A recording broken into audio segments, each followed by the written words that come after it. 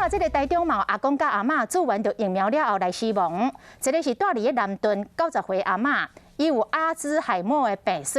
做完疫苗的当天暗时发烧，人愈来愈无意识，紧急来送病院抢救1点钟了后死亡。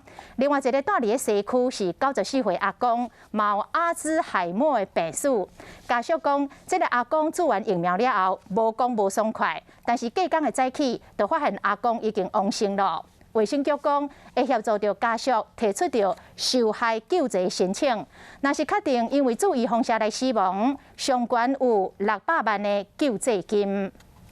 台中市呢，15号开始呢，为85岁的长辈来施打 AZ 第1剂疫苗，但是却陆续传出有长者身体不舒服，发生死亡的情况。南屯区有一位90岁阿嬷做完 AZ 了后，险着发烧，厝内人赶紧靠119把阿嬷送去病院。9点多发烧，不能确定是这个原因。伊本来就是有什么阿兹海默呢。阿嬷送送去医学中心，抽血检查发现心脏有欠上素的状况，抢救1点钟无效。南屯区一名90岁的阿嬷，患有阿兹海默症的病史，近年来都在医学中心就诊追踪。昨天上午在接种 AZ 疫苗后，出现发烧、口渴，晚间送急诊，经抢救无效，个案也有进行 COVID-19 的快筛，结果为阴性。西区有一位94岁阿公，伊嘛有阿兹海默症，佮有糖尿病、高血压。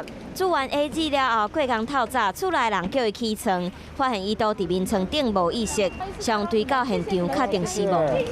家属讲，阿公做完疫苗无爽快。台中市做 AZ 疫苗发生2件4大过身的案件，卫生单位赶紧通报中央。相关的相验程序会进行了解哈。那我们这个台中市的疫情指挥中心也会了解，我们也会报给中央。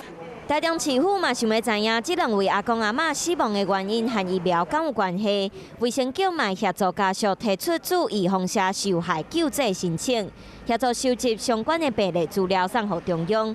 若是因为注意放射过身，上济会付600万的救济金。